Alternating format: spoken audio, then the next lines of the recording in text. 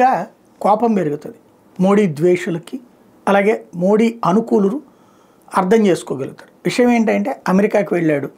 ఇప్పుడు భారతదేశంలో ఉన్నటువంటి ఎవరైతే ఇక్కడి నుండి తమ బిడ్డల్ని లక్షల ఖర్చు పెట్టి దొంగదారులోనైనా సరే అమెరికాకి పంపించి అక్కడ సెటిల్ అయిపోవడానికి ప్రయత్నిస్తే వాళ్ళందరినీ డిపోర్ట్ చేస్తున్న నేపథ్యంలో మోడీ వెళ్ళి వాళ్ళని ఆపేస్తాడని భావించారు.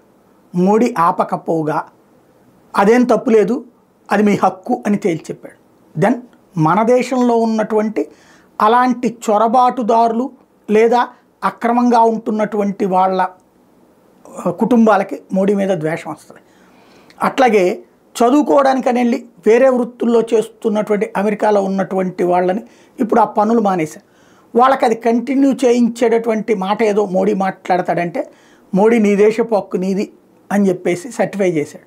కాబట్టి ఆ విషయంలో ఆయా తల్లిదండ్రులు ఎవరైతే తమ బిడ్డలు అక్కడికి పంపించి చదువుకు పేరుతో ఏదో ఒక పనులు చేసుకుంటూ కాస్త డబ్బులు పంపిస్తుంటే లేదా అక్కడ వాళ్ళ ఖర్చులు వాళ్ళు చూసుకుంటుంటే వాళ్ళు ఇప్పుడు సఫర్ అవుతుంటే దాన్ని తీర్చలేని మోడీ అని వీళ్ళకి కోపం వస్తుంది.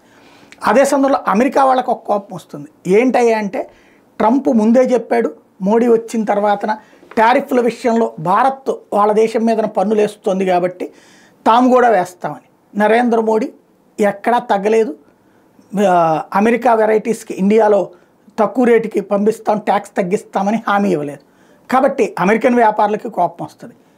ఇదే ప్రజాస్వామ్యంలో ఉన్నటువంటి స్పెషాలిటీ ఏంటంటే మాట్లాడిన కోపం వస్తే మాట్లాడకపోయిన కోపం వస్తుంది.